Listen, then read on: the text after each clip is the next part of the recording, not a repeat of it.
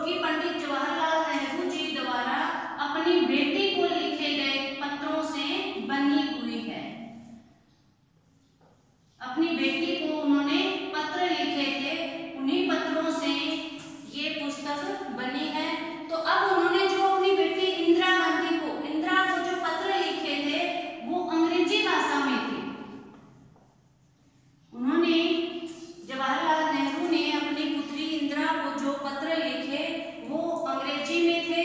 अंग्रेजी से हिंदी में अनुवाद किया, यानी उनको कन्वर्ट किया था, वो अनुवाद करने का काम किया था मुंशी प्रेमचंद जी ने। तो अंग्रेजी से हिंदी में अनुवाद किसने किया? मुंशी प्रेमचंद जी ने। यहाँ आपके छोटे क्वेश्चन कई बन जाते हैं। संसार पुस्तक का पाठ के लेखक कौन थे? पंडित जवाहरलाल नेहरू। पंडित जवाहरलाल नेहरू पत्र किसे लिख रहे थे? अपनी पुत्री को। अब बात आती है कि उनको पत्र लिखने की जरूरत क्यों पड़ी? क्योंकि उनकी पुत्री है वो मसूरी में रहती थी और पंडित जवाहरलाल नेहरू जो थे वो इलाहाबाद में रह रहे थे।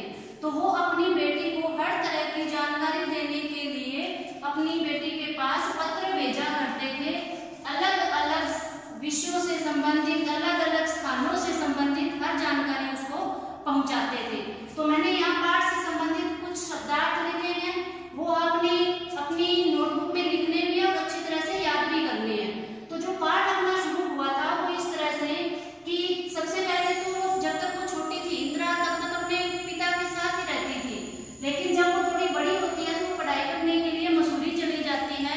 तब जवाहरलाल नेहरू उसको जो भी जानकारी देते थे वो पत्रों के माध्यम से देते थे। तो हर तरह की जानकारी देते हुए वो उसे बताते हैं कि किस तरह से हमारी धरती, जिस जमीन पर हम रह रहे हैं, उस धरती पर मनुष्य का जीवन किस तरह से संभव हो पाया। तो आप सबको पहले भी मैंने बताया था, जो हमने लेसन पढ़ा था अक्षरों का महत्व, उसमें भी आपको मैंने बताया था कि सबसे पहले धरती बहुत ज्यादा गर्म थी, उस पर किसी सजीव का रहना मुश्किल था। सजीव होता क्या है? सजीव यानी जो सांस लेता है। तो सबसे पहले बहुत ज्यादा गर्म थी धरती, धीरे धीरे मौसम में बदलाव हुआ, फिर प्रकृति आई, फिर जानवर आए और फिर मनुष्य का जीना संभव हो पाया।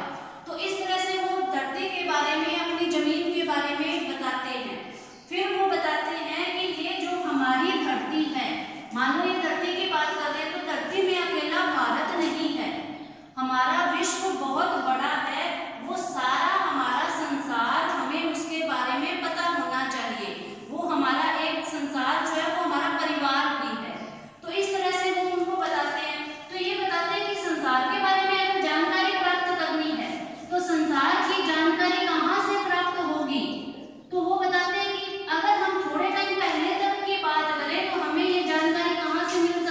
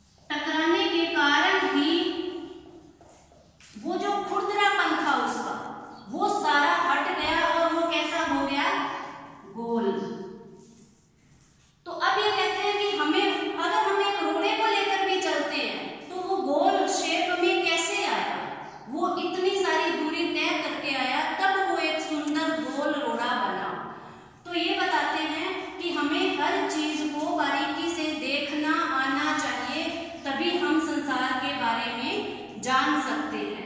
तो ये था बेटे आपका चैप्टर संसार पुस्तक है। अब आप इस वीडियो